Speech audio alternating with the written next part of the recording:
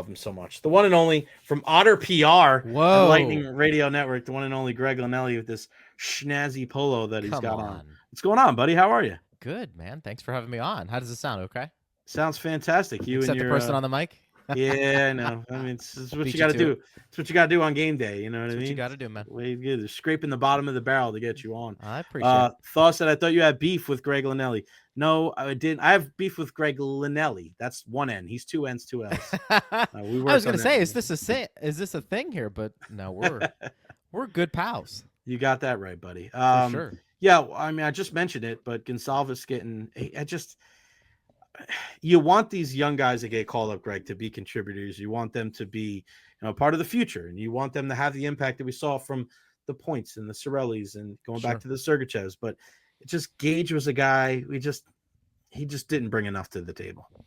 It's interesting. I think this is the Connor Sherry trickle down effect because he was supposed to be in that bottom six, I think, to give you a little bit of oomph, maybe even in the top six to a degree. But I think when that experiment kind of fell through a little bit, the area where the Lightning need the biggest upgrade, in my opinion, and I agree with you, we've been talking about it on Power Lunch on Lightning Radio, has been they need a little bit more juice in their bottom six. Yeah. And Gonsalves, I think, was the next guy in line in their minor league system to come up and potentially be that guy. I mean, he had played a bunch of AHL games at this point. At some point, you need to find out what you have. Geekie made the team coming out of camp, so I think they feel like he's part of that potentially. Mm-hmm. But I think Julien Brisebois is going to need to make a move, if he can, to address the bottom six if you really want to feel pretty good about where this team's going to be headed into the postseason. Because I think that's actually... metrically, if you're looking at things, defensively, they've been a lot better. I think their goaltending is pretty solid. Mm-hmm. I think their stars are playing at a pretty high level. If you can try to address the depth, I think that's the route you need to go. Yeah, and it's hard to find those guys, right? Because you need Sure. guys that can play with a little bit of a grit and sandpaper type to their game, but guys that are going to chip in offensively too, right? Because you can only have so many guys on that bottom six that, they play like Asamont's a great example.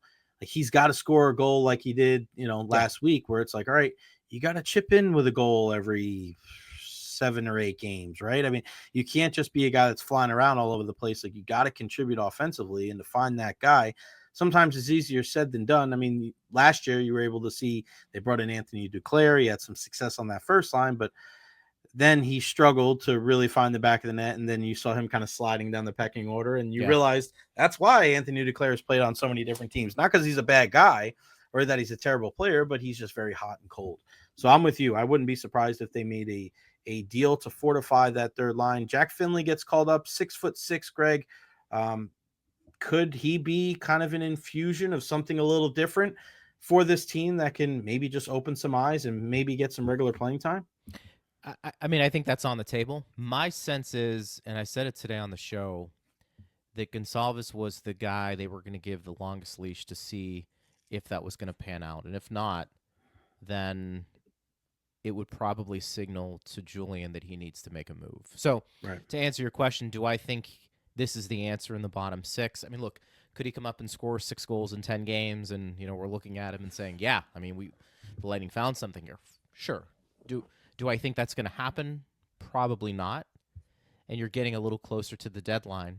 So I would say at this point, regardless of what Finley does, I think that next move needs to be, what can you do to upgrade? And look, I think Asamont has provided some of that a little bit on the fourth line. Sometimes he's moved up to the third.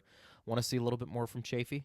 I think he started out strong a little bit, and it's tough with these young guys. They come up, and when I say young, relatively speaking, at the NHL level, his age is suggests he's a little older, but you need to kind of figure it out. You need to start producing a little bit, and you can't go in these lulls where you go, 1 goal in 15 games. Gergensen's a little bit different because he's a veteran, signed to a deal. I think he's getting chances. He just hasn't scored. And Glendening, he's there for face-off and penalty kill, in addition to a couple of those other guys. But I think where this is coming down is, can you get another forward? Probably not in your organization. Maybe they thought that was Cam Atkinson, to a degree. And they're going to have to do things sometimes relatively inexpensive because of the cap, unless they move somebody out, which they could. But I think you're going to have to just probably go for the rental and see if there's a team out there that's willing to maybe unload a veteran who, maybe part of it is salary exchange, or, they're picking up some of the salary, who has a pedigree, and maybe you get lightning in a bottle. No pun intended. All pun intended, my friend. That's right. Yeah, you're just kind of looking at teams at the bottom of the standing. Is like, it's tough because it's still, we're past the halfway point now, right? So Yeah. people are kind of reassessing, like, all right, where are we at? What do we need to do to be successful? I mean, do they, Yanni Gord probably makes too much money. So you have to look for these teams where if you're going to get a guy that's got some tenure, right, and a guy that makes some decent coin, they're going to have to take some of that money because of Sure. how close that the Lightning are to the salary cap.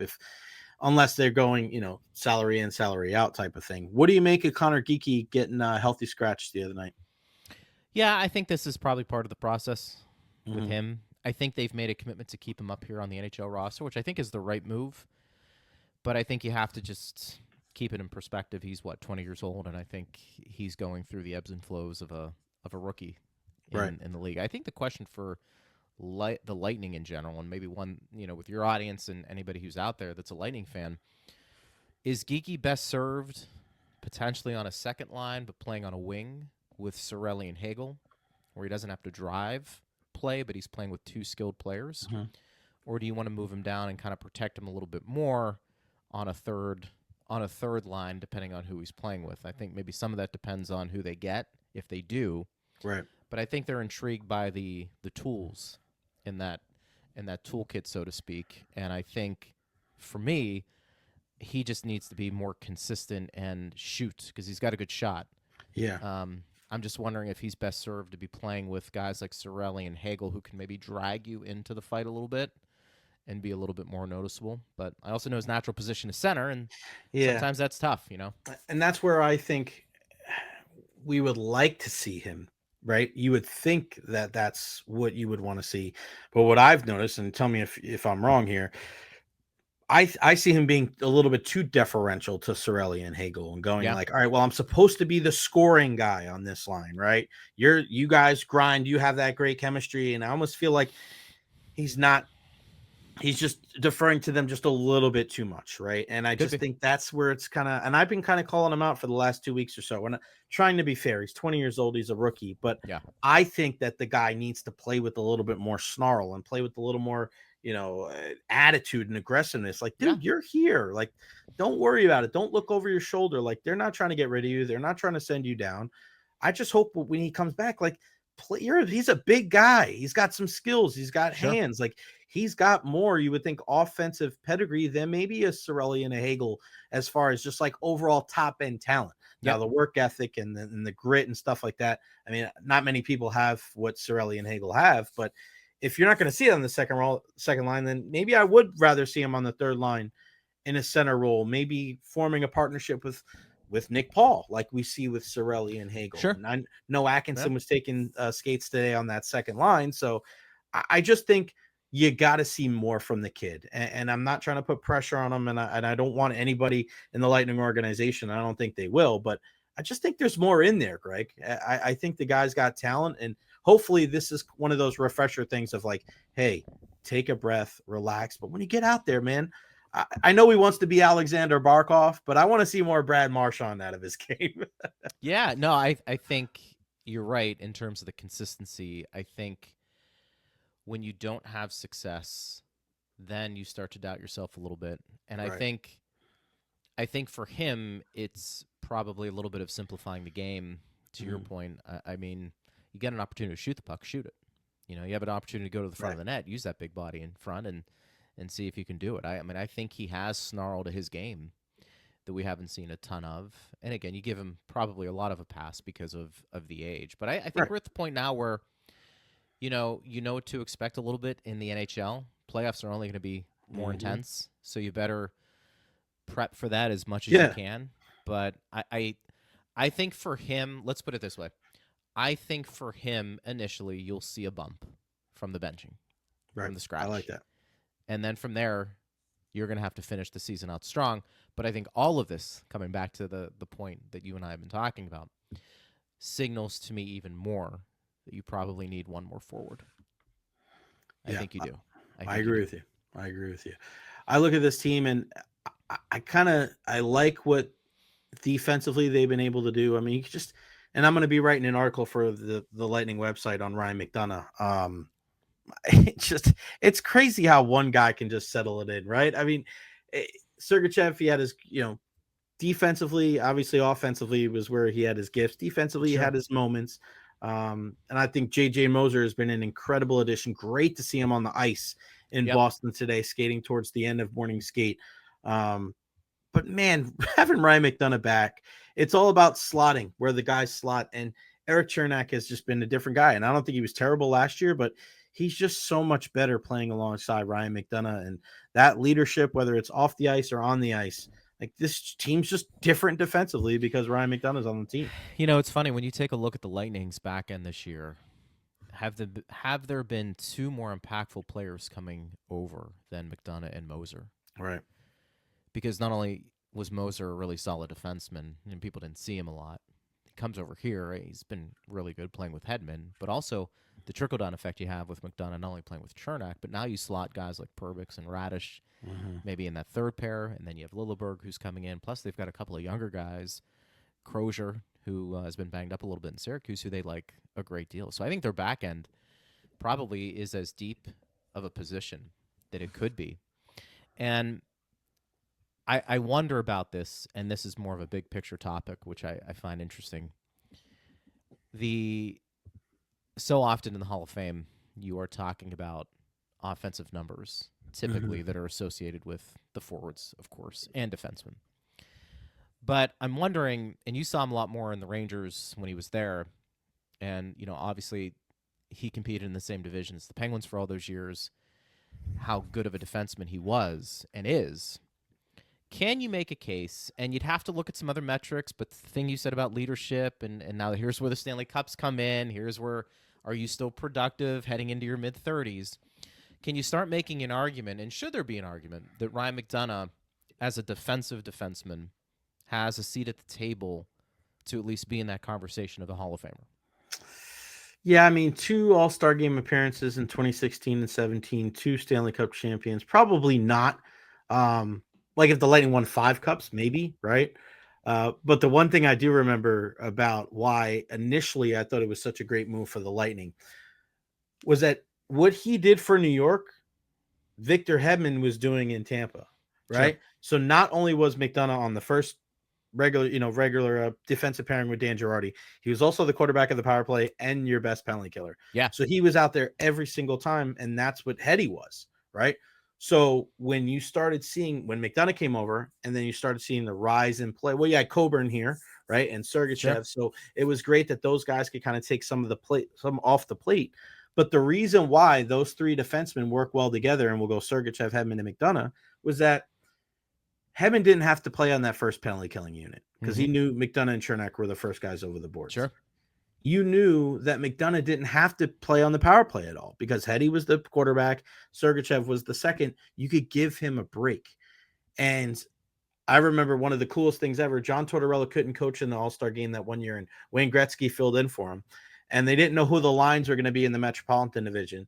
And Gretzky went over to McDonagh and said, "You've been following these guys around for the last decade. Go play with Ovechkin and Crosby." Like, what a great story, right? Like, you've done such a great job. Yeah, go play. And he's like, sure. "Shit, don't mind if I do." Like, Right. has there been a more like you've earned that because he's played against those guys for years and years and years, and he's just such a great guy off the ice. I was busting his chops because he had that. We were talking about shorthanded goals. He had that one a couple weeks ago. He had 5 shorthanded goals in one season. Like, it's hard to get 5 shorthanded goals as a forward. He has it as a defense. I think it was in 2013. Right. But what he was like, I was on a heater. I asked him about it. I was like, Jay, I was on a heater that year. I was like, 5 shorthanded goals for a defenseman. It was a Bobby Orr type of numbers. But yeah, a contributor in a big way. And not just off the ice, but on the ice. And as much as, a lot of the fans do miss a guy like Steven Stamkos, this is really the best case scenario, in my opinion, because you usher in a captain like Victor Hedman that's like, he's a captain anyway. On any other team, he would have been the captain, right? Sure. And then you bring Ryan McDonagh back, and he's just a natural born leader. You bring back a 2-time Stanley Cup champion. So they've been able, and I want to hear your opinion, like the leadership on this team, they've done a really good job. They lost one of the best leaders in all of sports. And I think they've done a really good job kind of filling in those gaps, knowing that it wasn't going to be one guy. Yeah, It was going to be everybody. for sure. And I think, leadership can sometimes be overrated. Mm-hmm. I mean, it really can.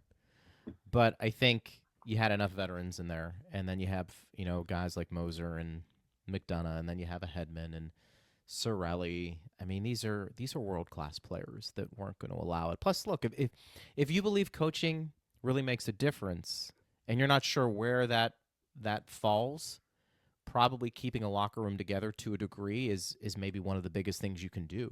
Right. John Cooper's done that. It's probably one of the more impressive things in sports, considering how long he's been at this job. So I think they had enough internally to keep those things okay. And let's face it, you bring in a Jake Gensel, and I know they play different positions, but Jake Gensel, you can make a very strong argument right now, is a better hockey player than Steven Stamkos. Right. How often do you get a chance to replace one All-Star or Hall of Famer with another potential every year All-Star in Jake Gensel? I mean, Jay, he's a 40-goal scorer. Yeah. With the Lightning's cap issues, again, I want to go back to this. With the Lightning cap issues, you're able to bring in Gensel, who's a 40-goal scorer in his prime, and you're able to bring in J.J. Moser and Conor Geekie, who potentially will be part of that train that keeps going to compete for a Stanley Cup. I mean, that to me is the remarkable aspect of what Julian has done. So, yeah, I mean, leadership group helps that those guys are productive still in their prime, always. And I think having a head coach who's been able to kind of navigate those waters for so long has helped a great deal. Gensel 2 years with 40 goals, and then another year with 36. Just a guy that, 30 Team goals USA, scorer, right? Team Coming up here USA and then, guy, which will be interesting. Do you think it's a good thing that the Russians aren't playing? As far as no, I mean as far as not like obviously like politically or no, I don't. I mean, I don't think you can have a legitimate tournament if the Russians aren't in it. I know, but That's what I'm saying asking. is, do you think it's a good thing that for like Vazzy and some of these other guys in Kucherov to get off their feet a little bit? Oh, yes. Yeah. Yeah. 100%. I should have let you finish. I apologize. Yes. That's yes. all good. I actually have said this. I don't know how you feel.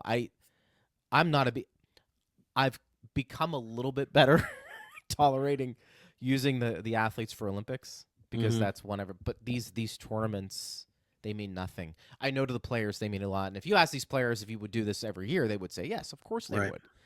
But how do you justify wanting to protect your players, making sure they're okay, but then stopping the season to play? Really, I mean, it's a meaningless tournament. Okay, it's the four-nation tournament. So what if you win it?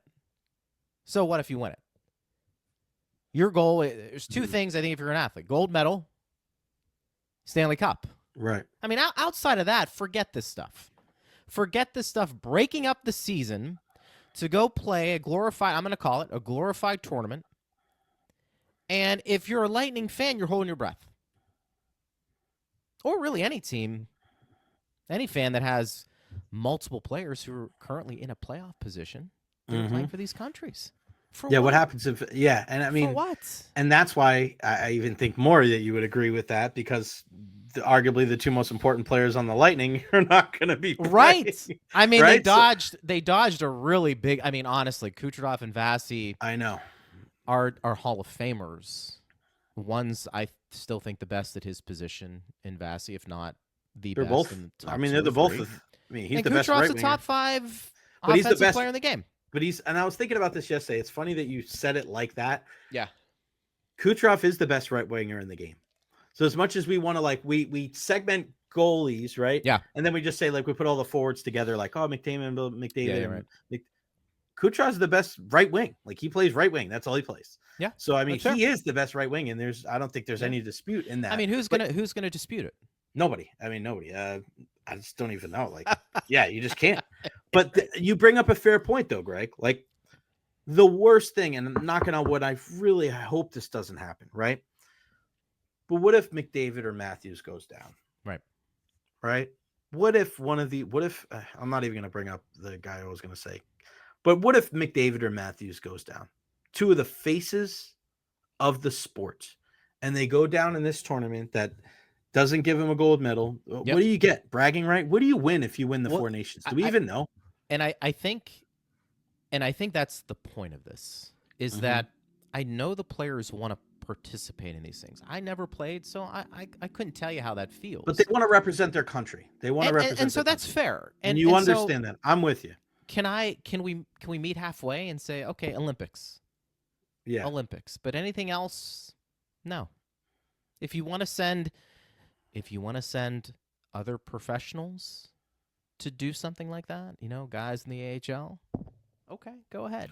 I just would you be okay if it was something that, like, let's say the Four Nations has been around for 100 years. Yeah. Would you be okay with it then? Because it was part of the history? No, because you still have the Olympics. But that's what I'm saying. Like, right? So like the Olympics, the unless example, you're replacing one than the other, no. Let me give you the example, because I think the two sports where you have these discussions as far as club versus country is soccer and hockey, and then basketball is number 3. But for soccer, you have these competitions that go on during the year, during your regular season. So let's say for England, and when you play in the Premier League, you also play in the Champions League, which is the best from every single country. You play in the FA Cup, which is all the different levels of soccer in England, and the Carabao Cup, which is also, to a certain extent, you're playing Premier League, what they call the Championship, League One, League Two. So you may have like a small time team in a small, suburb of London that has 10,000 people come to the game against Manchester United has 80,000, right? But it's been around for 100 years. Sure. So people don't look at that and go, and of course that's all for the club.